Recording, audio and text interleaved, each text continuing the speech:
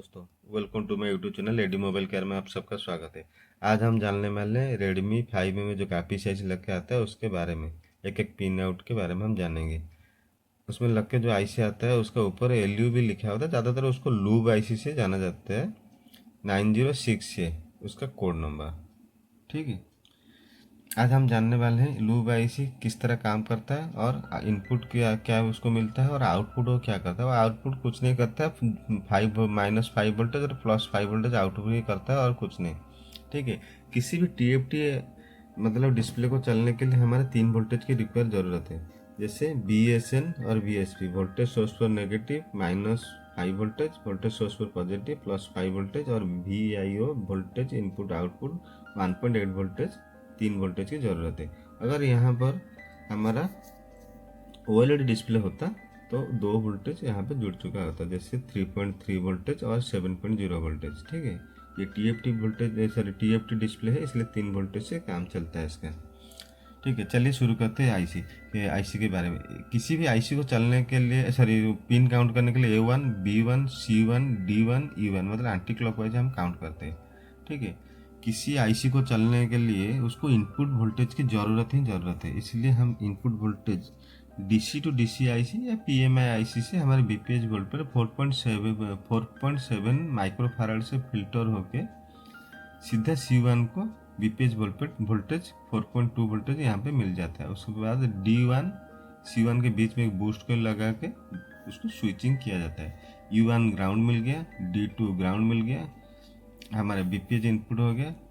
और आउटपुट वो कैसे करेगा, वो इस तरह तो एक्टिव नहीं होगा हमारा आईसी, इसलिए CPU से 2 सिग्नल आता है, Enable 1 Enable 2। A1 को Enable नेगेटिव, B1 को Enable पॉजिटिव। ये नेगेटिव पॉजिटिव क्या है, नेगेटिव पॉजिटिव यहाँ पर देखिए, वो BSN नेगेटिव BSN पॉजिटिव, वो 2 वोल्टेज को एक्टिव करने के लिए यहाँ पे negative positive enable signal CPU देता है। CPU से जैसे एनेबल सिग्नल मिल जाता है हमारा आईसी एक्टिव हो जाता है। आईसी एक्टिव हो जाने के बाद यहाँ पे देखिए एक कैपेसिटर 4.7 माइक्रोफारड कैपेसिटर ग्राउंड होके यहाँ पे लगा हुआ रहता है, और A3 और C3 के बीच में एक कैपेसिटर सीरीज में लगा हुआ रहता है, उसको फ्लाई कैप बोला जाता है। और किस लिए लगा हुआ रहता है, ये इसलिए लगा हुआ रहता है +5 वोल्टेज को बूस्ट करने के लिए ये ग्राउंड किया जाता है, और ये सीरीज किया जाता है इसलिए ये -5 वोल्टेज को बूस्ट करने के लिए 2.2 माइक्रोफारड। ठीक है, उसके बाद BSP हमारा आउटपुट सीधा डिस्प्ले कनेक्टर को मिल जाता है, और BSN हमारे 0 रजिस्टर्स के थ्रू कैपेसिटर में फिल्टर होके सीधा हमारे डिस्प्ले कनेक्टर को मिल जाता है। यहाँ पर भी 0 ओम रजिस्टर और कैपेसिटर फिल्टर होके पहुँचता है BSP और BSN। ठीक है, आईसी ठीक से काम करता है या नहीं करता है, CPU को कैसे पता चला। CPU इसलिए 2 सिग्नल भेजता है, जैसे सीरियल डाटा सीरियल क्लॉक, दो सिग्नल भेजता है, वो I2C बेस में काम करता है। ठीक है, CPU कम्युनिकेशन करता है हमारा लूप आईसी के साथ सीरियल डाटा सीरियल क्लॉक के थ्रू। वो सिग्नल किस तरह ये मतलब CPU से हमारा आईसी के बीच में आके एंटर हो गया, किस तरह सिग्नल इस यहाँ पर स्लो होता है, उसको फास्ट करने के लिए मतलब यहाँ पे लॉजिक लो होके रहता है, उसको फास्ट करने के लिए हम 2 रजिस्टर के थ्रू 1.8 वोल्टेज 2 वोल्टेज हम पुल अप किया जाता है। पुल अप इसलिए किया जाता है लॉजिक लो को हाई करने के लिए, लॉजिक हाई करने के लिए।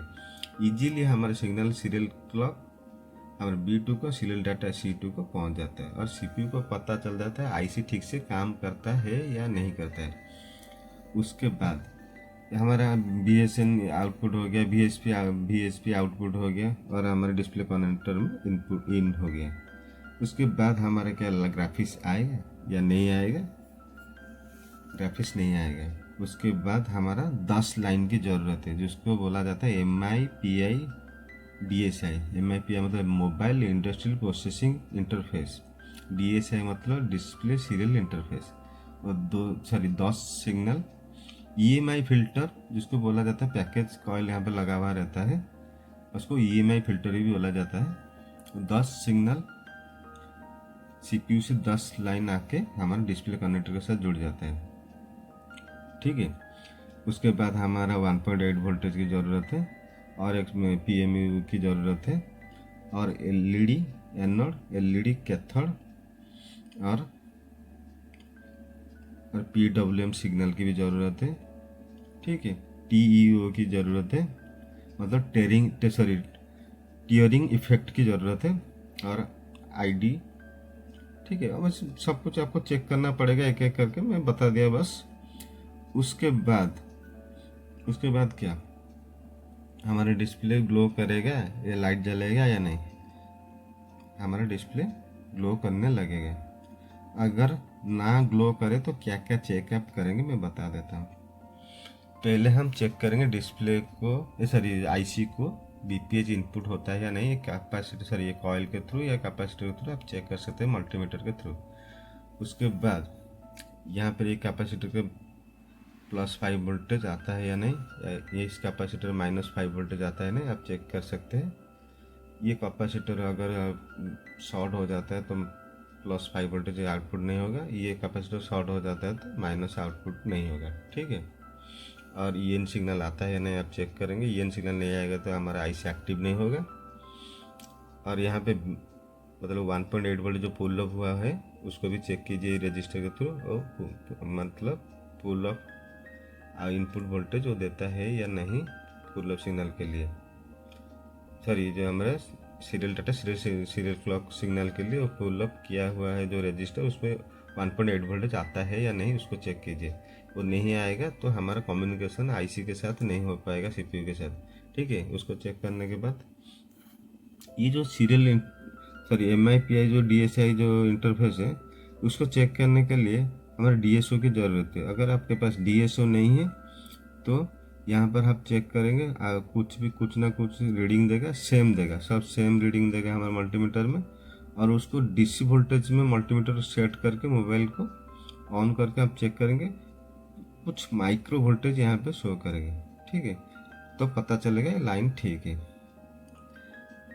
इसको चेक करेंगे, एक एक कॉइल को चेक करेंगे। अगर ये कॉइल ख़राब हो उसको निकाल के आप जंपर कर सकते हैं, नहीं तो इसको कॉइल को निकाल के दूसरा कॉइल आप लगा सकते हैं।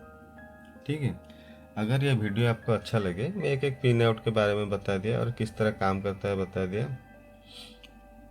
मैं ग्राफिक्स या इस लूप है इसके बारे में आपको एक एक चीज़ बता दिया। तो अगर ये वीडियो आपको अच्छा लगे तो लाइक कीजिए, शेयर कीजिए, सब्सक्राइब कीजिए। आपका एक लाइक और एक कमेंट मुझे मोटिवेट करेगा नया नया वीडियो बनाने के लिए। आप लाइक भी नहीं करते और कमेंट भी नहीं लिखते। अगर आप लाइक कमेंट देंगे तो वीडियो बनाने में थोड़ा अच्छा लगेगा। ठीक है दोस्तों, अगर आपका प्यार मिलेगा तो हम नया नया वीडियो बनाएंगे। आपका प्यार के लिए शुक्रिया। थैंक यू दोस्तों।